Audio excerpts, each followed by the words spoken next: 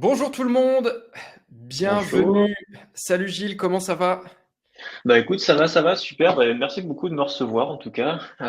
C'est toujours sympa de faire un webinaire sur Livestorm quand c'est pas nous qui l'organisons. Donc écoute, ravi d'être là. Donc aujourd'hui, on va être ensemble pendant trois quarts d'heure, une heure en fonction de nos échanges, autour d'un sujet extrêmement important. On va parler de marketing B2B et surtout comment convertir plus et mieux dans un monde instable. Vous le voyez depuis de nombreux mois, voire années, les cartes malus, mine de rien, et les challenges macro sont de plus en plus costauds à absorber. Et donc, il Mm. faut sans cesse continuer de contourner, innover, anticiper. Et ça va être l'objet de notre échange avec Gilles et moi aujourd'hui. Ça va être moins descendant que les webinaires Make the Grade habituels. Ça va être assez inspirationnel, format tour de table, et on va se baser sur nos observations clients et marchés. En tout cas, vous repartirez de là avec des idées et une vision claire par rapport au contexte actuel. N'hésitez pas Euh, à utiliser le chat et il y a une section questions juste à côté du chat. Vous nous laissez vos questions, comme ça on y répond à la fin s'il y a, vous voulez absolument qu'on ne loupe pas des choses. Et puis n'hésitez pas à rebondir sur ce qu'on dit. On pourra digresser et faire quelques allers-retours avec vous dans le chat. Donc vous avez des budgets marketing, vous aussi j'imagine. Vous avez sûrement des visions des choses, vous aussi j'imagine. Donc l'idée c'est qu'on puisse en parler aussi tous ensemble. Allez. Exactement, exactement. Et nous avons Ewen, qui est un membre Make the Grade, qui va s'occuper de la modération. Donc, il va centraliser vos questions et on prendra le temps d'y répondre avec Gilles à la toute fin. Donc, sincèrement, n'hésitez pas, c'est fait pour. Alors, on va être deux pour animer cet échange, Gilles et moi-même. Dans un premier temps, je vais te laisser te présenter, Gilles. Ouais, bien sûr. Donc, je m'appelle Gilles, je suis le cofondateur et CEO de Livestorm. Donc, Livestorm, c'est la plateforme qu'on utilise aujourd'hui, donc plateforme de webinar. Ça fait maintenant un petit peu moins de 10 ans qu'on existe, de presque 9 ans, quelque chose. Et on a on va dire, ce positionnement qui est évidemment très européen, très français, avec toute la question de sécurité et de compliance qui vient se mettre autour et qui fait la force de Livestorm. Et puis surtout, là, un truc qui est très important avec la plateforme, c'est que on va permettre à tout le monde, peu importe votre niveau technique en réalité, de devenir un expert en un claquement de doigts. C'est-à-dire qu'on va vous donner tous les outils qui vont bien, les emails, les automatisations, les pages d'inscription, etc. Et c'est vraiment toute la chaîne pour que vous puissiez être complètement autonome sur ce sujet. Et voilà, donc voilà, c'est ce qu'on fait. On a un peu plus de 4000 clients aujourd'hui et un peu plus de 100 collaborateurs. Voilà. Mm. Bravo, belle réussite française. Et puis moi je suis un convaincu. On utilise Livestorm tous les mois avec nos webinaires, qui est devenu notre premier canal d'acquisition quand même chez Make the Grade. Donc Trop c'est pas bien. rien. Et puis c'est le cas depuis un petit moment. Donc c'est aussi grâce à votre techno. Et donc, moi, c'est Simon, je suis le cofondateur de Make the Grade. On se définit comme un cabinet de conseil expert en stratégie digitale B2B. Donc, notre mission, c'est faire de l'acquisition de nouveaux clients, mais aussi de développer les revenus sur les clients existants grâce au digital. Et on a trois domaines d'expertise pour le faire. Du web design, donc on va réfléchir et concevoir des sites internet de conversion pour qu'ils soient les premiers rapporteurs d'affaires des entreprises. Du marketing, sur ces supports de conversion, on va attirer des audiences cibles à l'aide de tous les canaux qu'on a à notre disposition, qu'ils soient organiques ou payants. L'idée, c'est de générer des contacts, de les qualifier, de les enrichir, de les éduquer pour les rendre acheteurs. Et notre dernier métier est un métier de développement des revenus qui passe par l'implémentation de CRM. Donc, ça va être tout ce qui va être logique de gestion de la donnée, d'adoption des équipes marketing, commercial et support client pour le faire. Et afin de déployer ces trois domaines d'expertise, on est partenaire d'un logiciel qui s'appelle HubSpot. Nous sommes partenaires Elite. Donc voilà, ça fait plus de 7 ans qu'on fait ça et ça se passe très très bien. On le fait depuis Rennes, Paris et le nord de la France notamment. Alors, je vais revenir sur le sommaire pour vous dire ce qui nous attend. On va découper en trois parties cet échange. La première, ça va être l'analyse des stratégies marketing B2B actuelles. Et cette partie-là, on va se baser sur deux choses. La première, c'est sur une étude que Livestorm a menée sur la base de ses clients l'année dernière. Donc, il donne une bonne overview, sincèrement, des usages marketing actuels. Donc, c'est une étude qui a été réalisée sur plus de 500 clients quand même, donc c'est assez fiable. Et on rajoutera, nous, notre analyse que l'on fait depuis les 6 derniers mois chez Make the Grade notamment, parce qu'on a plus de 150 projets cumulés, simultanés actuellement. Donc, ça nous donne une bonne couverture des enjeux B2B aussi sur l'acquisition marketing. Ensuite, on ira dans le vif du sujet pour vous dévoiler les tendances et stratégies d'acquisition que vous allez devoir utiliser dans les prochains mois pour vous différencier. Et vous allez voir qu'il y a une sorte de rétro-pédalage sur certains canaux qui étaient délaissés et qui reviennent en force.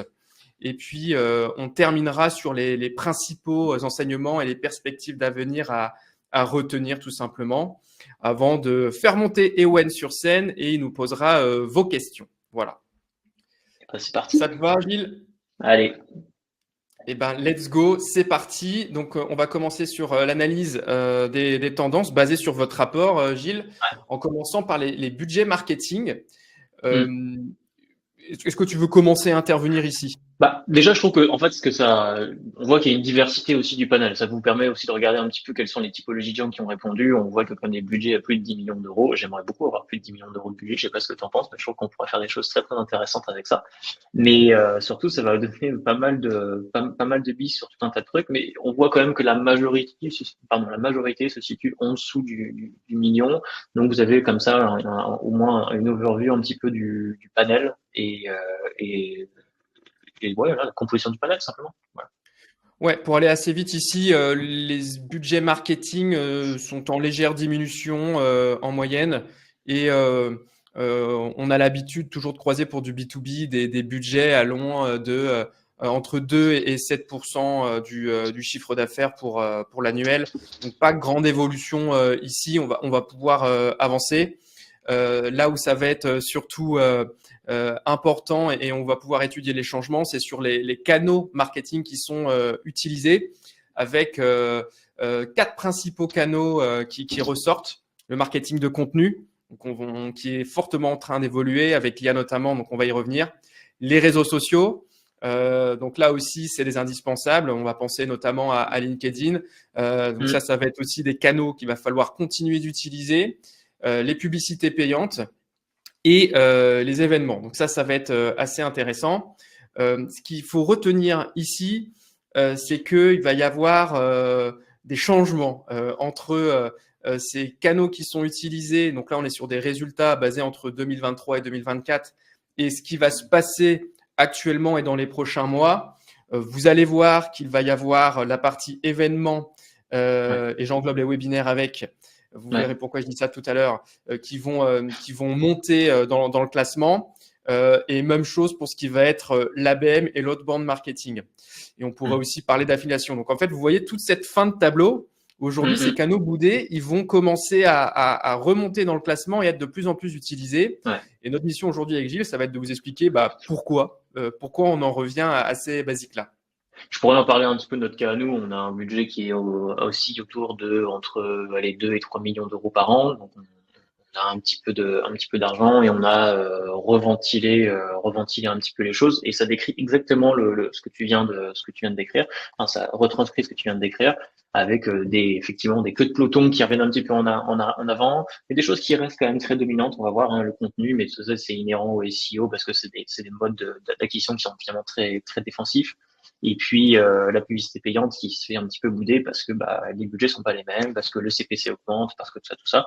Et mais voilà, je pourrais parler un peu du cas Livestorm qui est, je pense, assez représentatif de ce propos-là. Ouais. Et pour compléter cette intro, nous on le voit bien aussi au niveau de nos clients, tous les canaux traditionnels sont saturés. Vous qui nous regardez, vous devez voir aussi dans votre boîte mail, on se fait prospecter tous les jours, sur notre messagerie LinkedIn également. Et en fait, les marques deviennent assez facilement inaudibles dans ce contexte-là.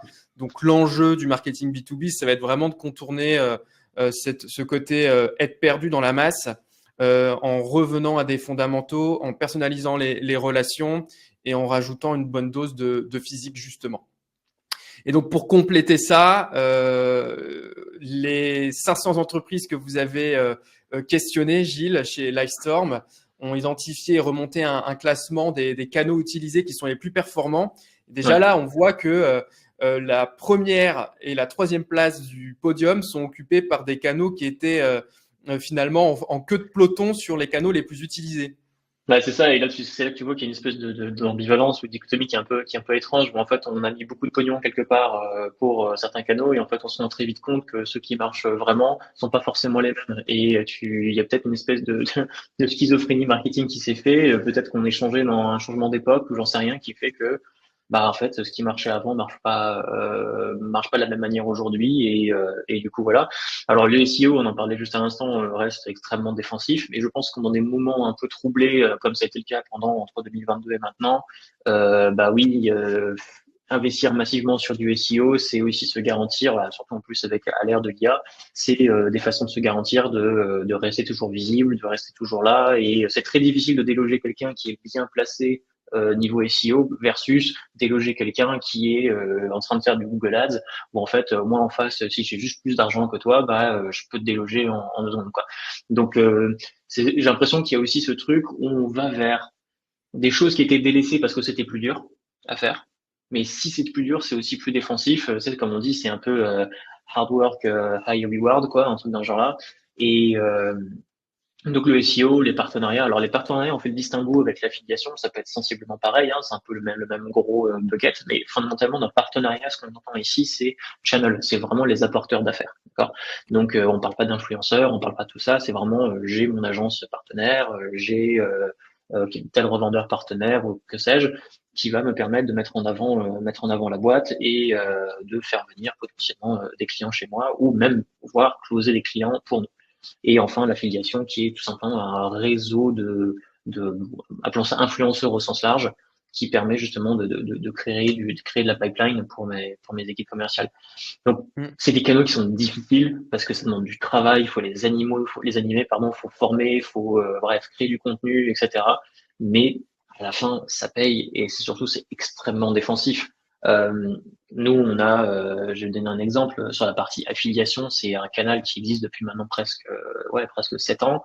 Et on a un petit peu plus de 3000 personnes dans ce pool d'affiliés et ça tourne tout seul quoi. C'est assez incroyable. C'est vraiment une machine très très bien huilée et il y a d'autres exemples qui traînent.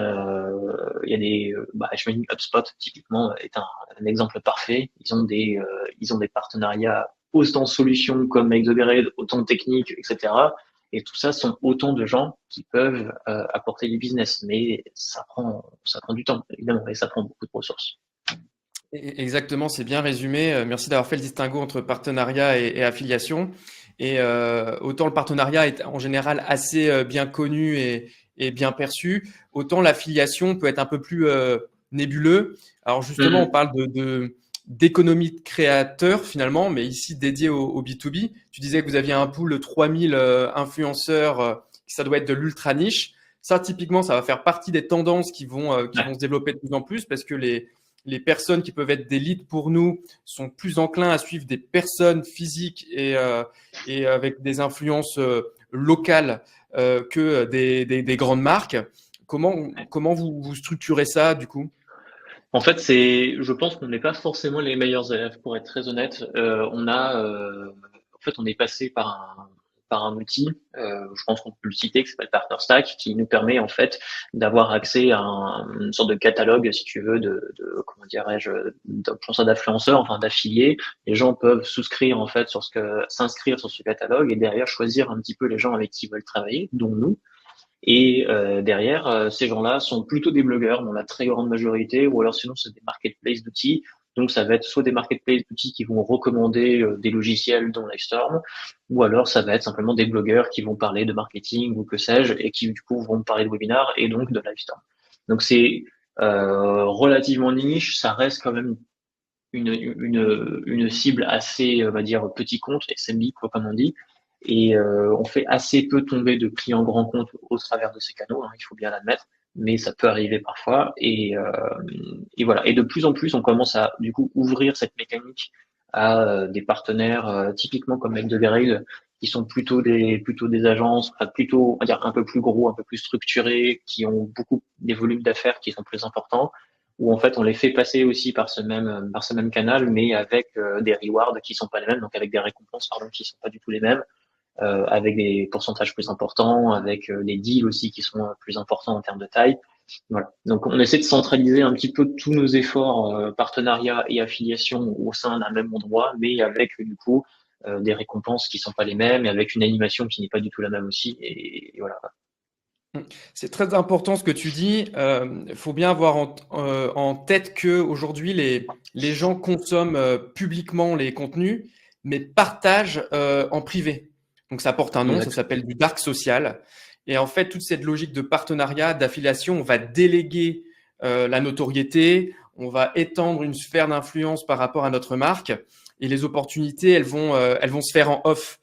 Alors, c'est complètement à contre-courant de ce qu'on a l'habitude de faire en marketing parce que c'est compliqué à mesurer. Sauf Ouais. si on a une conversion et dans ce cas-là, on peut demander comment vous nous avez connus et on peut recouper de cette manière-là, ce qui est une bonne Mhm. pratique. En tout cas, il faut bien avoir en tête qu'aujourd'hui, que ce soit sur nos atouts de conversion, nos générateurs de leads, etc., on a plus intérêt à réfléchir nos contenus pour qu'ils puissent être partagés en privé. Ouais. C'est aujourd'hui ce qui sera beaucoup plus efficace que le traditionnel. Et je pense qu'il y a un truc global en fait qui est en train de se faire, c'est que ces canaux sont assez peu traquables, hein. C'est difficile d'associer une forme d'attribution à ces canaux parce que, bah, comme tu dis, il y a beaucoup de choses qui se font off. Le SEO, bah, en fait, de la même manière, c'est si c'est du first touch, du middle touch, j'en sais rien. En fait, ça va être compliqué d'attribuer aussi du SEO. Il y a plein de choses qui peuvent influer. La personne peut revenir 10 fois sur ton site. Enfin bref, voilà. Il y a aussi de l'outbound qui traîne. Je sais pas si on va en parler, même si l'outbound est un peu lié à la partie ABM. Tout à fait. Pareil, l'outbound, c'est compliqué à traquer. Enfin, tu sais pas qui est-ce qui a. Peut-être que tu l'as contacté de rien du tout, et c'était un contact complètement froid, mais peut-être que cette personne a eu quelques interactions aussi avant par le biais de publicité, de partenariat ou de SEO. Et en fait, tout ça, enfin tous ces canaux finalement sont assez, comment dire, assez manuels et on rentre vraiment dans le dur de faire de la prospection et de l'acquisition. C'est plus du tout la fête comme en 2020 ou 2021 où en fait c'était beaucoup plus simple. Et du coup, ça les rend les choses un petit peu moins, ouais, un petit peu moins faciles à traquer, en tout cas en termes d'attribution. Exactement. Donc, on va parler de tout ça. ABM Outbound, je suis content que tu dises que ça va mettre dans le même panier. Est-ce que ça va être le cas? Donc, on va pouvoir avancer là-dessus. Et juste pour terminer sur le SEO, il y a une opportunité quand même. C'est de nettoyer vos anciens contenus qui sont bien positionnés ou pas d'ailleurs, de les Mhm. mettre à jour pour bénéficier d'un boost SEO parce que premièrement, Google adore ça, mais aussi pour que votre contenu puisse être référencé sur le Search GPT notamment. Ouais, C'est que les nouveaux contenus, donc les contenus qui vont avoir entre moins de 6 et 8 mois. Donc plus vous allez rafraîchir vos contenus existants, plus vous allez pouvoir jouer sur ce double canal-là. Et comme vous le savez, vous-même, vous devez être très utilisateur et friand de ChatGPT, Gemini, le chat, etc. Vos contenus peuvent ressortir avec des sources qui sont citées. ouais. Donc ça, c'est aussi important de l'avoir en tête et en ligne de compte. Et c'est vrai, en fait, ce qui est assez intéressant, alors on digresse un petit peu sur les IA, mais en fait, l'IA ne se comporte pas beaucoup différemment qu'un humain le ferait lorsqu'il s'agit en fait de référencer du contenu. Il va se baser sur bah, simplement soit s'il y a un référeur, donc s'il y a un domaine qui cite ce contenu-là, et dans ces cas-là, en fait, il va faire le tri en fonction de est-ce que c'est une source connue, reconnue, etc., etc. Donc avec une autorité de domaine importante. Donc, passer du temps, c'est très chiant, encore une fois, hein, mais distribuer les liens et faire cet effort de créer du backlink, comme on fait, comme on dit, ça, c'est vraiment, ça va être le fer de lance, hein, sur ton SEO et surtout sur vos contenus, rafraîchissez-les, comme tu as dit, et surtout, il a avoir ce truc un peu très humain d'être finalement assez, comment dirais-je, fainéante, entre guillemets, et du coup, va très vite, en fait, consommer ce qu'on appelle les TLDR, donc en fait, des résumés qui vont se mettre tout en haut d'un article, et se dire, OK, ça, c'est dire le résumé, la scientifiquement, elle est là, donc je vais prendre ça et je vais inclure ça dans ma mémoire, entre guillemets. Et elle va jamais vraiment prendre l'exhaustivité du contenu, il va essayer de trouver des résumés, donc si on peut pré-mâcher le truc, ça, c'est autant bien pour ce genre de search, en tout cas. Voilà, ça va vous ramener du trafic assez qualifié, donc à pas négliger. On va faire un petit focus sur le point 8, le format événement. Le rapport, qu'est-ce qu'il dit? 43% des leaders du marketing déclarent inclure régulièrement les événements dans leur stratégie d'acquisition. Donc, quand on dit événement, c'est avec un grand E, c'est-à-dire que derrière, Oui. on va avoir les formats physiques, petit déjeuner, networking, conférence, salon, et on va avoir aussi forcément le format webinaire, qui est toujours efficace, qui est toujours plébiscité depuis le Covid. Ce qui est intéressant de regarder, c'est ce découpage-là. On va avoir les salons quand même en présentiel qui restent les événements number one que vous utilisez en B2B, suivi et talonné de très près par les formats 100% virtuels. Donc, on va voir vraiment les deux opposés. Et ce qui va être intéressant ici, ça va être de regarder l'évolution des formats hybrides. Donc, on va y revenir tout à l'heure. Qu'est-ce qu'on entend par hybride? En quoi c'est intéressant? Pourquoi c'est une opportunité? Donc voilà la photo à l'instant T. Et pour compléter cette étude-là, on voit que entre ce qui est réalisé et la stratégie ambitionnée des responsables marketing aujourd'hui, on voit que c'est l'inverse. Justement, les événements hybrides sont une volonté. On a envie d'accélérer dessus. Et justement, je trouve que c'est plutôt malin de le faire. Donc, on rentrera dans le détail pour vous expliquer comment ensuite. Et vous avez aussi constaté, parmi les 500 entreprises que vous avez auditées, une évolution du volume de webinaires à l'année. Ouais, tout à fait. En fait, finalement, c'est assez logique, hein. Je veux dire, à partir du moment où, en fait, où les budgets se contractent un petit peu, ce qui est bien avec le webinaire, c'est que c'est finalement assez low cost comme façon de faire de l'événement. Il y a une complexité qui est assez moindre. Il y a un petit peu de promotion à faire, mais fondamentalement, tout se passe en ligne. L'outil est relativement complet, en tout cas pour nous. Donc, ça nous permet vraiment de mettre tout au même endroit et de vraiment prémâcher le travail. Donc, in fine, le temps de préparation d'un webinaire n'a rien à voir avec le temps d'un événement physique.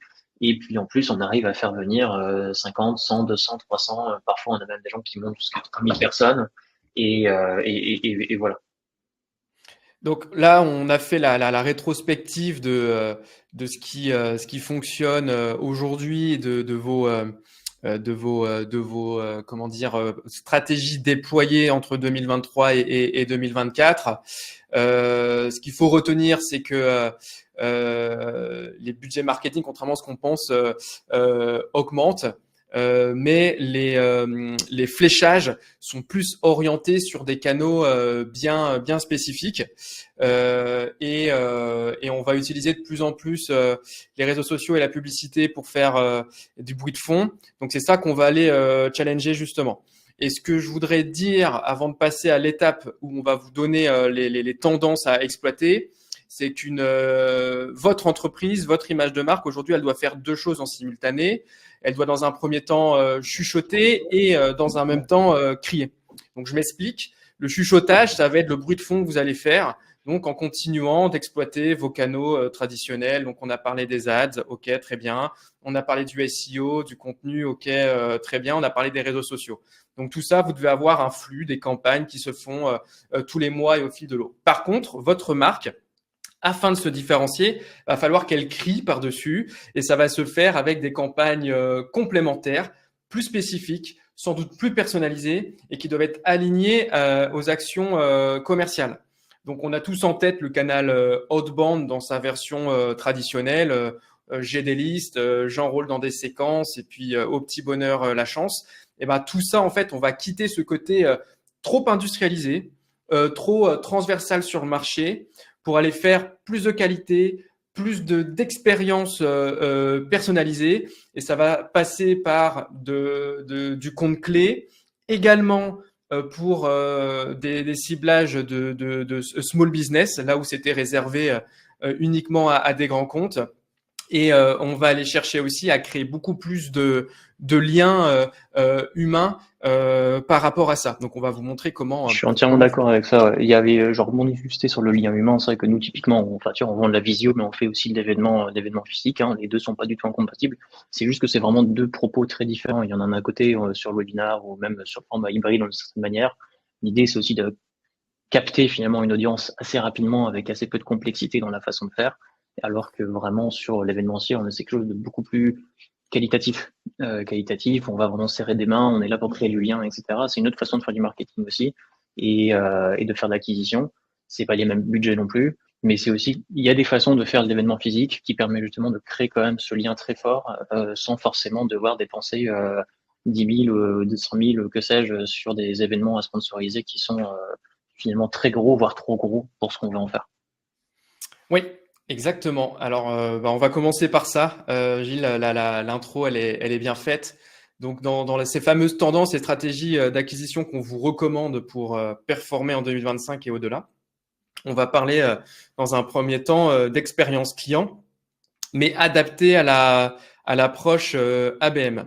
Donc ABM, rapidement, Account Based Marketing, c'est plutôt que de faire de l'inbound pour attirer un marché à soi organiquement, on va plutôt identifier des comptes qu'on va vouloir attaquer, encercler, qu'on va vouloir aller interagir, monter dans l'organigramme avec les différents décideurs afin d'aller signer des opportunités d'affaires. Donc c'est plutôt à la base pour des stratégies d'acquisition sur des forts paniers moyens, mais il y a un switch qui est en train de se faire.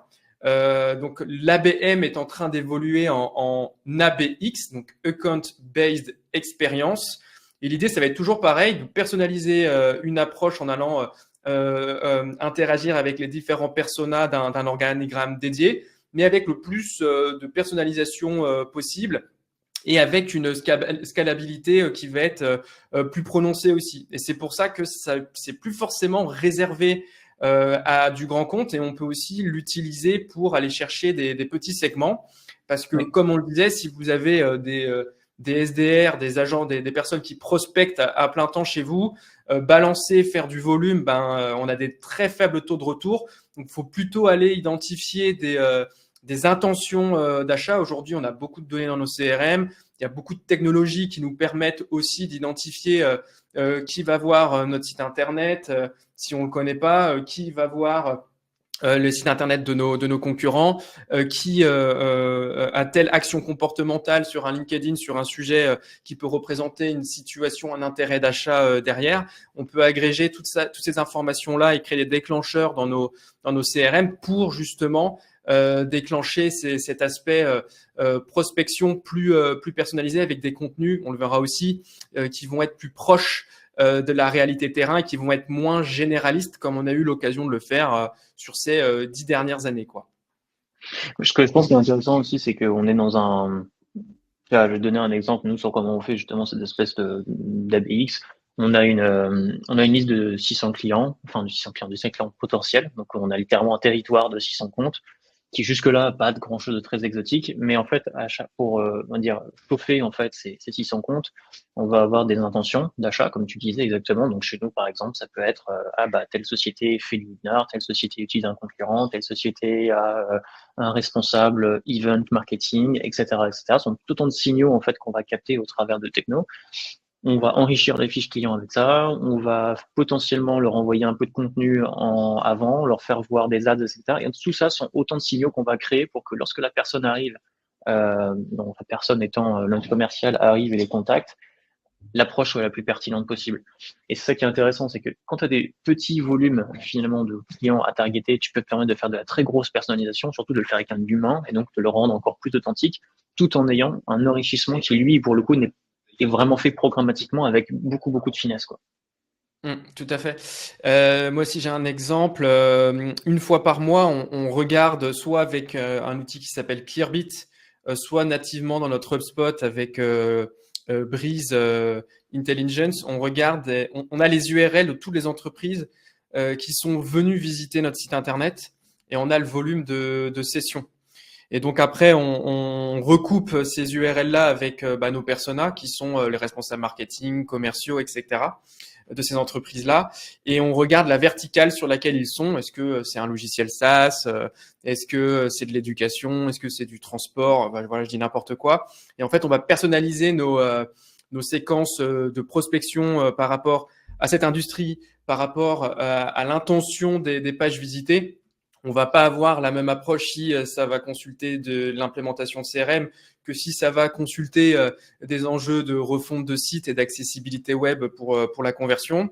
Et en fait, tous ces croisements-là font que tout de suite, en premier lieu, on a une approche assez personnalisée sur des personnes qui connaissent déjà Make the Grade et la marque. Et c'est ça qui est important, parce que ce qui change, c'est que c'est pas de la prospection à froid, c'est la prospection tiède, on pourrait le dire, mais ça change vraiment tout. On a des meilleurs taux de décroché au téléphone, on est moins dans une approche intrusive, et ça vient parce que on personnalise notre expérience de prospection. Alors, pour ce faire, il y a quand même un indispensable, et là-dessus, ça va pas changer. Le contenu est toujours roi. Et donc là aussi, c'est quelque chose que vous avez étudié et évalué avec votre rapport. Vous avez posé la question, quels sont les 3 principaux objectifs que vous cherchez à atteindre avec vos webinaires, entre autres. Et on voit que le top 3 qui ressort, c'est notoriété de marque, génération de leads et augmentation des ventes et des revenus. Donc ça, on va rester sur des contenus webinaires ou autres qui vont avoir mission et vocation de créer de la valeur. Là, il va y avoir une évolution ici, c'est les leads, les gens au global demandent de plus en plus de contenu interactif et immersif. Typiquement, le contenu qu'on est en train de faire là, il y a du quiz, il y a du sondage. Vous pouvez poser vos questions, on va vous répondre à la fin. Donc ça, c'est vraiment des choses qui sont essentielles. En fait, ce qui est assez marrant, ce qu'on voit, c'est que tu vois, là, si je recoupe avec les données qu'on a en interne, tu vois, 70% de ce qu'on fait, c'est de la communication externe au sens large. Donc, c'est ce que finalement, c'est un peu les 4 premiers piliers de l'histogramme là. Et de plus en plus, ce qu'on voit, c'est que le webinaire vient s'inscrire un peu dans un funnel marketing. C'est-à-dire qu'en gros, quand vous êtes tout en haut de votre funnel, vous avez des contenus qui sont beaucoup plus éducatifs, au sens où on éduque un client, on éduque un prospect sur des problématiques que mon service, mon software, ma prestation en tout cas permet de résoudre. Donc par exemple quelque chose sur l'inbound marketing, ou ce qu'on pourrait faire là même aujourd'hui par exemple. Puis ensuite on va avoir un contenu qui va être plus milieu de funnel, qui lui va être beaucoup plus orienté conversion. Donc là, je fais une démonstration. Donc ça peut être Make the Grade qui fait une présentation de Make the Grade avec du coup quels sont les services associés, le partnership avec HubSpot, etc., etc. Et ensuite, on va avoir des choses beaucoup plus fin de funnel ou voire post funnel, où pour le coup, on a des équipes d'account managers, des équipes de CSM qui viennent en fait simplement former des clients, former des partenaires, et ça de façon très récurrente pour essayer soit de faire la promotion de nouveaux services ou de nouvelles features, ou alors simplement de continuer à former les gens sur des choses assez basiques. Donc c'est hyper, ça vient s'inscrire vraiment à tout un tas d'endroits, mais globalement c'est vrai que ça reste quand même un outil quand même très très marketing en soi, et voilà. Ouais, et alors il y a comme une opportunité ici. On parle de contenu éducatif. J'aimerais faire un petit focus sur les lead magnets, donc les contenus premium qu'on utilise pour générer des leads. Donc on a eu l'habitude d'utiliser les fameux livres blancs et e-books. Aujourd'hui, il y a une fatigue liée à la souscription par rapport à ce format-là, parce qu'il y a eu de nombreux téléchargements de livres blancs avec un effet déceptif derrière, c'est-à-dire que la promesse du contenu était surévaluée par rapport à ce que l'entreprise délivrait derrière. Et donc aujourd'hui, il faut faire preuve d'une imagination un petit peu plus poussée, voire même d'une créativité. Et il y a une opportunité, toujours dans ce côté créer des générateurs de leads qui sont interactifs, immersifs. Vous pouvez utiliser l'intelligence artificielle pour créer vos propres lead magnets. Et je vais donner un exemple. Nous, chez Make the Grade, on est énormément en train d'innover par rapport à ça, et on s'intéresse à un logiciel, à un outil qui s'appelle Replit. Donc Replit, c'est une IA. Vous faites votre prompt, elle va vous créer des petites applications. Et en fait, ce qui pouvait prendre des mois avant, parce qu'il fallait demander à un designer, puis à un développeur de donner vie à ce petit outil que vous voulez faire, ça prend quelques minutes aujourd'hui quand on maîtrise l'outil, quelques heures si on a une base moyenne, et on peut créer des lead magnets très différenciants, à forte valeur ajoutée et très personnalisés par rapport aux enjeux de vos personas. Je prends un exemple. Nous, pour répondre à des appels d'offres d'implémentation du CRM HubSpot, forcément, ça s'adresse à des grands comptes, donc on doit convaincre des DSI. Et les DSI vont nous demander tout un tas d'annexes, dont par exemple un RACI. Donc un RACI, c'est un acronyme pour les personnes qui vont réaliser, approuver, consulter, informer différents éléments des projets. Et pour eux, c'est une annexe indispensable pour pouvoir donner une décision ou un avis par rapport au projet. Et en fait, jusqu'à là, on utilisait des formats Excel qui sont très douloureux à compléter, on perd beaucoup de temps, etc. Donc en fait, on a créé une application en promptant sur Replit et en un quart d'heure, on a eu un super outil très très bien designé, ergonomisé, qui nous permet d'adresser cet appel d'offres-là. Et en fait, on Ouais. a réussi aussi à le transformer en lead magnet. Donc dès qu'on Mm. adresse la cible du DSI, c'est des choses qu'on va leur proposer très très en amont dans l'éducation, bien avant qu'il y ait un projet qui se déclenche. On est Ouais. sur du contenu, on est sur de l'interactif, on est sur de l'immersif, on est sur du personnalisé. Et ça, c'est des choses qui fonctionnent très très bien et qui sont accessibles ici. C'est vrai que c'est la stratégie micro-outil, c'est un truc aujourd'hui. Enfin, il y a, on va dire, dans une époque pré-IA, c'était un peu le bout du monde pour le faire, etc. Et comme tu dis, en général, c'était des fichiers Excel, ou des Google Sheets ou des PDF ou j'en sais rien. Et en vrai, c'était pas hyper interactif. Là aujourd'hui, on est capable de faire des outils comme ça en 2-2 qui sont parfois très basiques, mais qui vont quand même remplir une fonction et qui vont permettre en fait de faire des choses intéressantes. Nous, tu vas sur lastan.co/tools et on a une toolbox comme ça d'outils webinaires où tu peux simplement créer une description, un titre, un agenda pour ton meeting ou pour ton webinar. Et il y a plein de petits trucs comme ça. Et il y a plein de boîtes qui sont très très fortes là-dedans.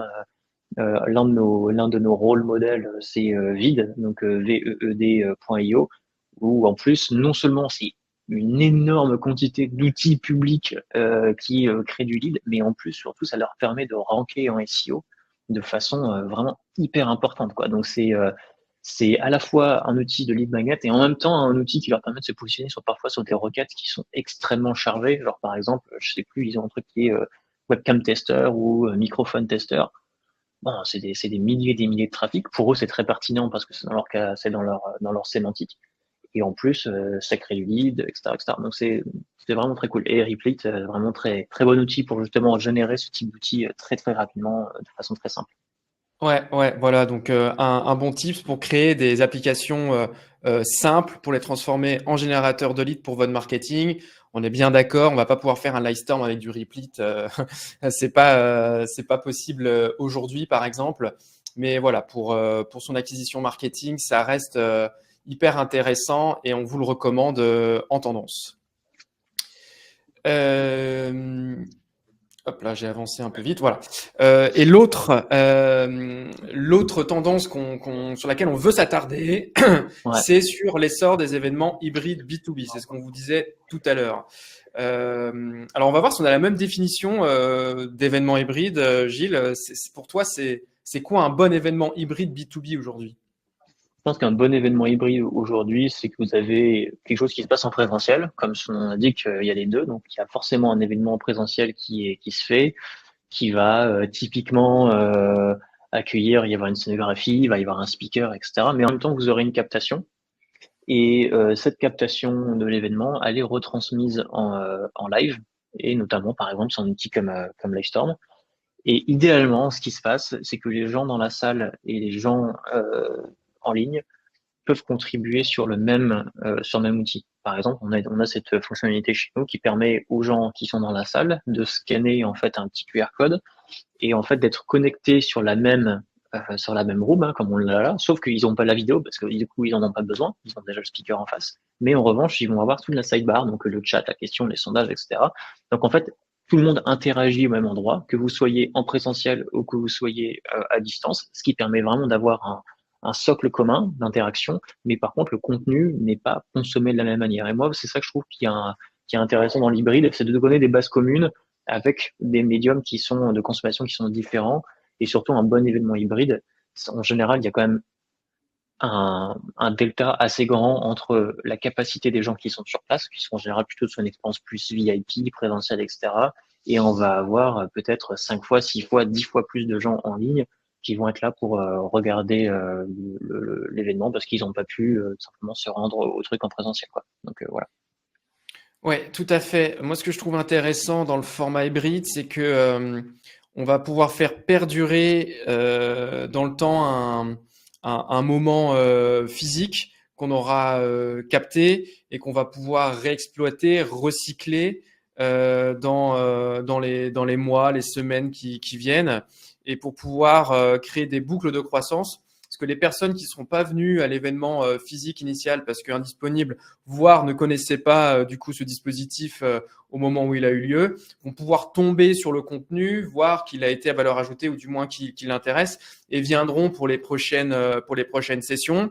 En fonction de vos stratégies, si vous voulez faire des événements physiques à taille très très humaine pour garder et conserver un aspect premium, vous pouvez très bien d'un point de vue marketing créer un concept de file d'attente pour rejoindre une communauté aussi. C'est des choses qui marchent très très bien.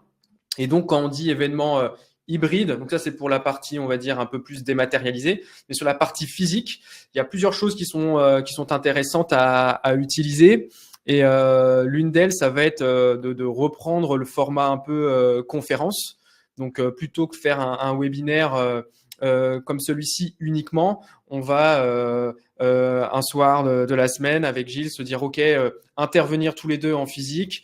On va ouvrir l'événement à 30, 60, 80 personnes en physique, et on va capter en fait l'émission finalement, la conférence. On va la capter, on va Tout encore à une fois fait. la recycler sur du YouTube. On peut la cacher à la rigueur derrière un formulaire. Mais c'est ça vraiment qui va compter et qui va être assez puissant aujourd'hui. Vous pouvez très bien imaginer aussi un format un petit peu plus intimiste. Par exemple, nous, dans nos clients cibles, on va avoir les responsables marketing et les responsables commerciaux. Bon, bah, il y a des tendances comme aujourd'hui qu'on évoque, il y a des priorités. On peut très bien faire des ateliers, des sous-groupes. Et puis pareil, format, je sais pas, petit déjeuner pour 10 responsables marketing. On va parler par exemple aujourd'hui, OK, les X tips activables sur HubSpot pour enrichir vos données. Et en fait, ça va être assez pratico-pratique. Là aussi, ça va être intimiste, comme je le disais, et on va pouvoir capter, et même Ouais. chose, en refaire du contenu pour faire une campagne dédiée dans la foulée. Mais on sera parti vraiment du terrain et on aura du coup les attentes de nos top cibles en partant de nos clients directement, quoi. Donc, c'est vraiment pas à négliger. Ça réinvente pas la roue parce que ça existait déjà. Peut-être que le format hybride, c'est là où on peut être un petit peu plus créatif là aussi et se différencier. Mais en tout cas, chez C'est un- les décideurs B2B aujourd'hui, c'est assez flagrant. On a envie de revenir serrer des paluches. On a envie de parler de vive voix, de sortir de son quotidien pour voir ses consoeurs et ses confrères aussi. Et je parle pas d'aller à un salon, je parle vraiment de l'événement proximité et de l'événement local, quoi, hein. Je mets ma casquette de gestion de budget, mais il y a un truc qui est super cool aussi avec ce format, c'est que en fait, tout d'un coup, vous n'avez plus besoin de faire des événements où vous avez 100, 150 personnes, 300 personnes dans une salle. En fait, la réalité, c'est que vous mettez vos VIP, vous mettez 30, 40 personnes dans une petite salle, vous faites un truc un peu chiadé sur la scénographie, etc. Et en fait, ça vous empêche absolument pas d'avoir des centaines de personnes qui se connectent derrière sur un format virtuel. Donc ça permet de faire de l'événementiel, d'avoir quelque chose de premium, tout en ayant quelque chose qui reste virtuel pour le reste un petit peu qui ne serait pas forcément la cible initiale de l'événement ou qui serait pas capable de se déplacer. Donc ça fait finalement descendre le budget événementiel assez drastiquement tout en faisant du physique et du virtuel. Donc c'est assez intéressant à mettre en place. Faut bien l'articuler dans sa stratégie, mais franchement, c'est un bon médium.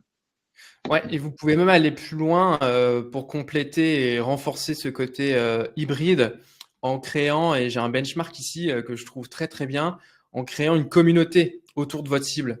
Donc là, le benchmark que je vous partage, c'est Spendesk, qui a créé du coup une sous-marque, on va dire, CFO Connect. Donc on voit que c'est une communauté poussée par Spendesk. Et en fait, c'est leur cible prioritaire, hein, c'est leur top persona, ça, les CFO. Et ils ont créé d'abord des événements physiques, petit-déj, etc. Puis ils se sont dit, OK, on va ouvrir un Slack. Puis ils se sont dit, OK, dans ce Slack, on va partager en avant-première nos webinaires et on va éduquer notre cible. Mais par contre, on va faire un côté premium, c'est-à-dire que n'importe qui ne peut pas rejoindre ce Slack. C'est uniquement sur invitation. ou sur demande. Donc c'est pour ça, nous rejoindre, il faut compléter un formulaire.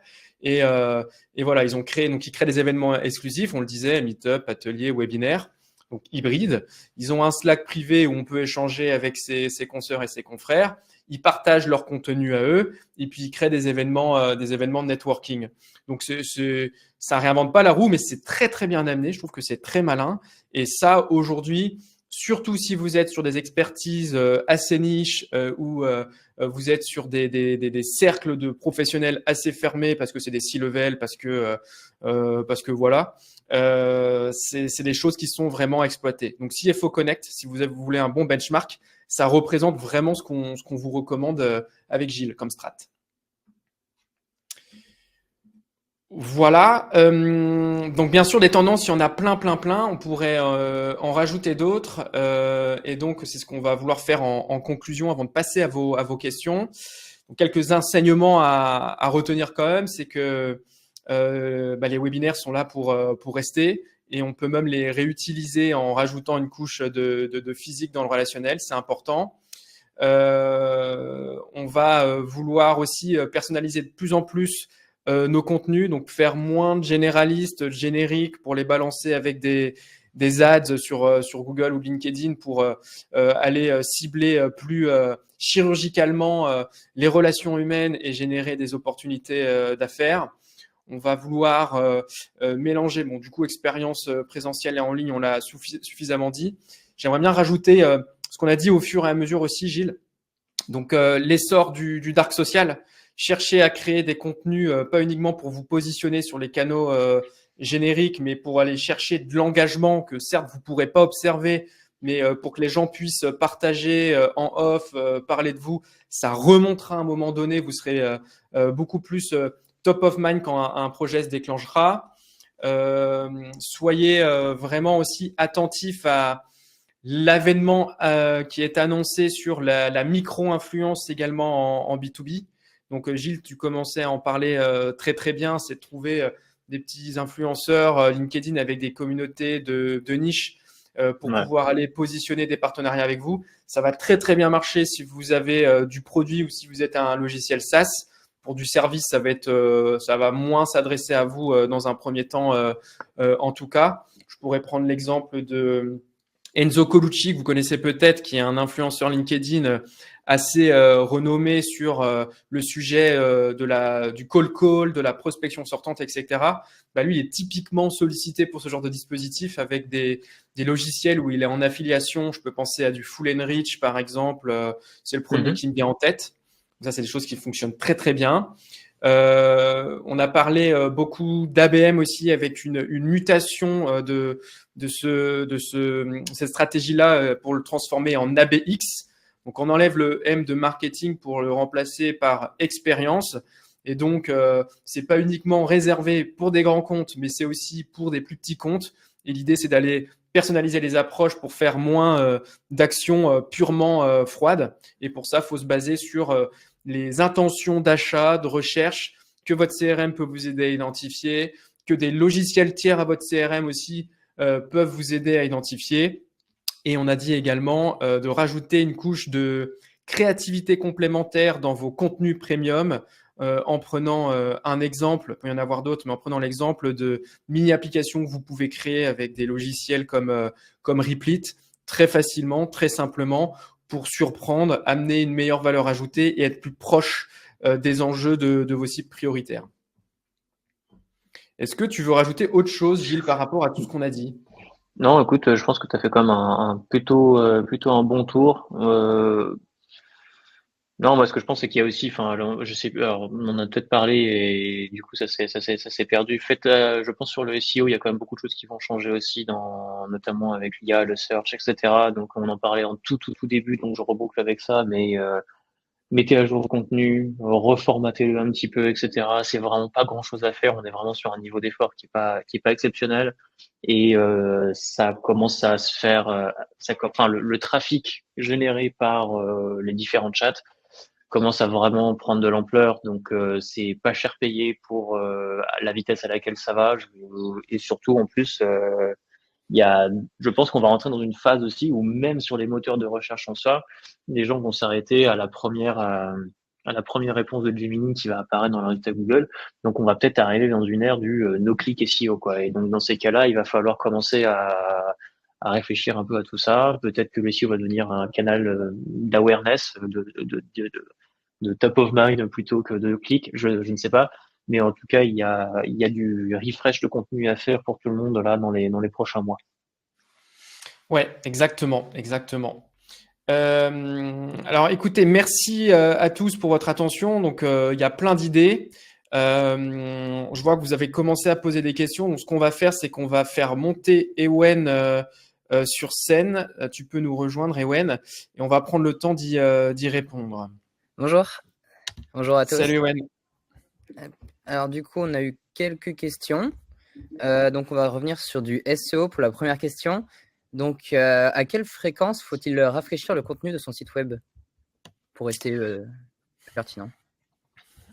Alors c'est une bonne question.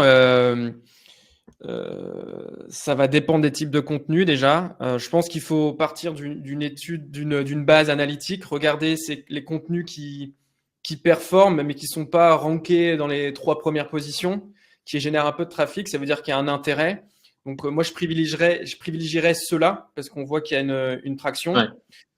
Il y a d'autres écoles qui disent les contenus où vous avez des mots-clés stratégiques sur lesquels vos concurrents sont positionnés et vous, le contenu existant n'est pas positionné, ceux-là, il faut aller chercher à détrôner. Donc, on va aller chercher à retravailler le contenu, le nettoyer pour faire plus approfondi, plus complet et aller chercher une évolution de ranking. Il faut savoir que Google aime énormément et vous donne des bonus assez importants si vous le faites dans ce sens-là. Et je prends un exemple, nous, chez Make the Grade, on a beaucoup de contenus où des concurrents historiques sont positionnés parce qu'ils sont plus anciens que nous.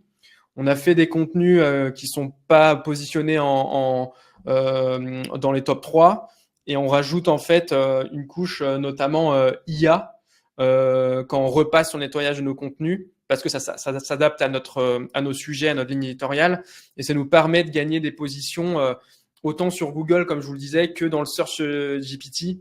Donc ça, c'est des victoires à aller chercher, ouais. Et donc, du coup, pareil, on prend top 50, non, top 50, n'importe quoi, top 20 des pages et on prend celle qui te ramène le plus de trafic une fois par an, on refresh un petit peu s'il y a besoin voilà. et voilà, ça c'est vraiment le bare minimum, quoi. Ouais, une fois par an, exactement. Et donc du coup, on a Sarah qui rebondit sur cette réponse. Est-ce qu'on a des best practices à partager pour être mieux référencé sur les IA? Je peux te répondre directement parce que c'est vraiment un peu le sujet du moment pour nous. Donc, je le disais, premièrement, il y a une question de référencement de ce contenu. Donc, ce que j'entends, c'est notamment la question du backlink. Plus un contenu a de backlink, plus il a de chances de se faire citer parce que forcément, qui dit citation dit source et qui dit source dit référencement, enfin, en tout cas, backlink. La deuxième chose, c'est que sur le contenu en lui-même, il y a besoin d'inclure des blocs de résumé en haut, en bas, enfin dans des endroits un peu stratégiques comme ça, qui permet à un crawler notamment avec un crawler agent IA, de récupérer ses contenus et finalement le pré-mâcher le travail. Et Ouais, pour les le SEO sommaires, un peu. les FAQ notamment. Exactement, les sommaires, les FAQ, tout ce qui va être un petit peu structuré en fait en réalité en termes de contenu. Et le dernier petit tips pour le compte de SEO plus technique, il y a notamment ce qu'on appelle aujourd'hui des LLM.txt qui permettent justement de proposer une lecture facilitée au bot agent IA plutôt que de passer par le HTML directement. Donc c'est un peu ce qu'on faisait à l'époque là pour les Google bots avec des fichiers pareil TXT.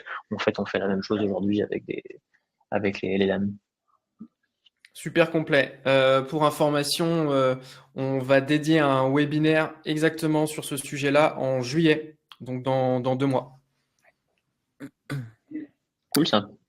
Donc ensuite, on va avoir une question. Ça va être sur LinkedIn. Comment on peut faire pour attirer et convertir mieux? Et pareil sur du mailing. Ouais, alors vaste sujet, on pourrait faire d'abord LinkedIn, vaste sujet, on pourrait faire un webinaire dédié. Je pense qu'il faut faire 2 choses. Déjà, il faut piloter, et c'est assez manuel de le faire, l'évolution de sa communauté. Typiquement, ce que je vous recommande, c'est vous faites vos personas. Tous les matins, quand vous arrivez au bureau, vous mettez un time blocking des 20 minutes qui vont bien. LinkedIn. Vous allez dans la barre de recherche, vous mettez le nom du job que vous cherchez à cibler.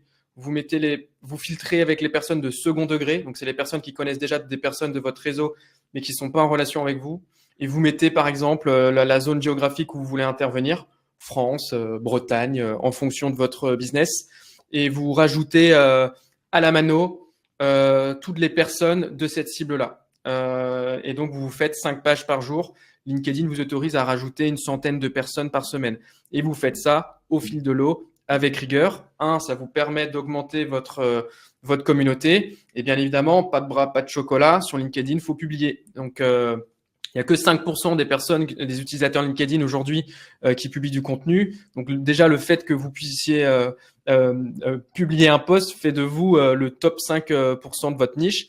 Mais le plus dur, c'est pas de commencer. Le plus dur, c'est de perdurer et d'avoir de la récurrence dans ces contenus. Et là, il faut mélanger des contenus top of funnel qui vont s'adresser à la société avec des contenus de milieu de funnel qui vont plutôt parler à vos confrères et consoeurs, et des contenus bas de funnel qui vont vraiment être votre expertise de niche et qui vont s'adresser à votre client idéal. Si je devais donner une voilure sur un mois, un post par semaine pour commencer facile, ce serait un contenu top haut de funnel, 2 contenus milieu de funnel et un dernier contenu bas de funnel. Bon, voilà ce que je pourrais dire à chaud. Ouais, ça paraît cohérent, c'est ce qu'on fait aussi. Et sur l'emailing, il y avait une question sur l'emailing ? Oui, la même stratégie, mais pour l'emailing du coup. Là, faut ouvrir les vannes. Donc déjà, faut faire une newsletter. Moi, je suis plutôt fervent défenseur des newsletters mensuelles. Ici, mettez sur votre site des modules avant vos footers pour que les gens puissent s'abonner à votre newsletter. Votre newsletter doit être un agrégateur de contenu. Donc, tous les contenus que vous avez créés sur le mois en cours, vous l'agrégez dedans. Et vous le diffusez en 2 parties. Une première partie à votre base de clients qui est dans votre CRM et qui se grossit au fur et à mesure. Et vous le recyclez avec la newsletter, la fonctionnalité LinkedIn. Vous le faites en votre nom propre. Les gens préfèrent suivre des personnes plutôt que des marques. Vous le faites en votre nom propre et vous copiez-collez votre newsletter et vous l'envoyez à votre communauté. Si vous n'avez pas les mails des gens depuis LinkedIn, c'est pas grave parce qu'en fait, LinkedIn va leur envoyer une notification dans leur boîte mail et ça vous permet d'aller chercher un trafic supplémentaire avec le même contenu. Super. Ouais. Et donc là, on va passer du coup sur 2 questions sur l'ABM. Donc, en général, vous visez combien de comptes dans votre stratégie ABM ? Pour nous, en tout cas, là, sur l'ABM, on a 3 tiers. Avec un degré d'importance évidemment qui diffère selon le tiers. Tiers 1, on est autour de 600 entreprises, 600 comptes. Et c'est là où on va mettre le plus d'efforts. Enfin, 80% de l'effort va concentrer finalement ce tiers 1. Et ça correspond à une géographie, ça correspond à une industrie, ça correspond à une taille de boîte, ça correspond même à des intentions qu'on a après identifiées, de par leur activité. Et à partir de là, on va c'est un peu la stratégie de la Budget Métro, on va leur faire voir de la pub très très très très régulièrement, que ce soit sur LinkedIn, enfin notamment sur LinkedIn d'ailleurs en l'occurrence. Et l'idée, c'est qu'ils aient déjà vu le logo ou ils aient déjà vu la marque avant même qu'on puisse les contacter. Et lorsqu'on les contacte, non seulement on est pertinent parce qu'on a les intentions, mais aussi on sait qu'ils ont déjà vu la marque quelque part. Et donc, on n'est pas des complets inconnus. Donc ça, c'est vraiment la stratégie Tier 1. Et sur le Tier 2, Tier 3, on est sur quelque chose de beaucoup plus automatique et donc un petit peu moins personnalisé aussi, mais quand même on voit un petit peu moins d'intention, il y a peut-être un petit peu moins d'enrichissement, donc le contenu est un petit peu moins, on va dire, aussi pertinent que le Tier 1. Et on est surtout sur des cadences qui sont automatisées, là où sur le Tier 1, on était beaucoup plus sur de l'humain, sur la façon de faire les cadences. Et je crois 2 et 3, on est sur quelques milliers, on doit être à 2-3 000 comptes. J'ai pas envie de m'avancer des masses, mais il me semble que c'est cet ordre d'idée en tout cas. Ouais, et pour te compléter, Gilles, si vous allez être en lancement d'une stratégie ABM, ça veut dire que ça va être nouveau pour vos commerciaux, vos account exécutives. Et donc, commencer par leur attribuer 20 premiers comptes, c'est déjà assez bien parce que un compte, on va être en relation avec parfois entre 5 et 10, si ce n'est plus, interlocuteurs. Donc, on peut très vite démultiplier les touches et les conversations. Et en termes de rafraîchissement pour ajouter des comptes, il y a 2 écoles. Soit c'est une fois tous les 6 mois, soit c'est au minimum une fois par an. Donc là, c'est à vous de voir. On a fait un webinaire le mois dernier sur l'ABM. Donc, on vous repartagera le lien aussi. On explique tout dedans. Et il y a notamment les réponses à ces questions. Et donc, du coup, en deuxième question, on a, est-il possible de faire une stratégie ABM en B2B2C? Oui. Bon, ouais, Oui. Alors, ABM pour le côté B2B, oui, c'est sûr. Pour le côté B2B2C derrière, c'est assez subtil. Il faudrait ici comprendre le business et l'activité. Mais dans tous les cas, c'est un peu ce qu'on disait, faire muter l'ABM standard en stratégie ABX. Là, on peut effectivement se permettre de personnaliser pour aller interagir avec des plus petits paniers moyens et des utilisateurs finaux. Okay. C'est vrai que j'ai même du mal en fait, à avoir un exemple de B2B2C, peut-être. Là, c'est dans le domaine de la formation professionnelle. Ah, dans le domaine de la formation professionnelle. Ouais. C'est intéressant. Ouais. Bah, on va manquer d'éléments là. Hein. Il faudrait savoir c'est quoi la cible B2B, c'est quoi l'ICP, la personne morale type qu'on veut aller chercher, est-ce qu'il y a une verticale, les utilisateurs finaux, qu'est-ce qu'on entend par là, est-ce qu'ils occupent des métiers spécifiques, est-ce que c'est le commun des mortels et c'est les gens de la société en général. Donc ça pareil, hein, s'il y a besoin de creuser, répondez aux mails de suivi qu'on va vous envoyer avec le lien du replay et des slides. On se fera un plaisir de vous orienter là-dessus. Hein. Enfin, de toute façon, en vrai, B2B2C, par définition, le C n'est pas un A, donc le C n'est pas un account. Donc on va pouvoir gérer jusqu'à un certain point. Donc on va peut-être s'arrêter dans le chemin. Et puis de toute façon, je pense qu'il y a aussi je pense qu'il y a des écueils légaux à vouloir faire de l'ABM et du l'ABX d'un point de vue privacy jusqu'à du consumer final, là où sur du B2B, c'est peut-être sensiblement différent. Bon, je ne veux pas m'avancer, mais j'ai l'impression qu'il y a quand même une petite zone grise au milieu.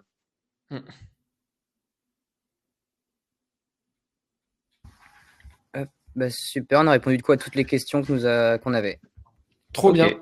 Bah, merci Ewen, merci Gilles et merci à toutes et tous de nous avoir suivis aujourd'hui. Donc on espère vous avoir ouvert des perspectives et des leviers de développement pour vous différencier, contourner les canaux standards et saturés actuels.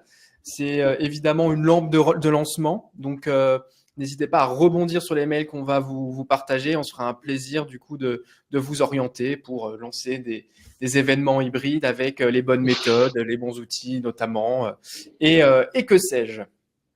Bah, écoutez, merci en tout cas de m'avoir reçu moi aussi, c'était très cool, j'adorais cette conversation, j'espère que ça a été utile pour les gens qui sont venus, et puis pareil, si vous voulez nous retrouver, donc livestorm.co ou .com d'ailleurs, les deux noms de domaine existent, et voilà, et on travaille beaucoup avec Make the Grade, donc si jamais vous avez des besoins à la fois côté Make the Grade et à la fois côté webinar, vous savez où nous trouver tous les deux, et on sera un plaisir de vous accompagner. Voilà. Exactement, et on va vous envoyer ces slides-là et vous verrez à la fin, on vous partage 3 ressources. La première, c'est le rapport de Livestorm, celui sur lequel on s'est basé pour vous présenter ces tendances-là. Il y a beaucoup d'informations, c'est assez riche, donc ça va vous plaire. On vous a repartagé aussi le replay de webinaire qu'on a fait l'année dernière, Gilles et moi. Donc, comment faire des webinaires, votre premier générateur de leads qualifiés. On l'a appliqué chez Make the Grade, l'objectif est atteint, donc ça marchera aussi pour vous. Et on vous a également repartagé la checklist pour organiser vos webinaires entre Livestorm et avec HubSpot. Donc avec tout ça, vous êtes équipé course. Exactement. Trop bien. Voilà. Bon. Merci tout le monde et puis passez un bon pont pour ceux qui le prennent et passez des bons jours fériés pour ceux qui les prennent pas. Ça marche, allez, bon pont tout le monde, bon jour férié. Merci. À plus, merci, ciao, ciao.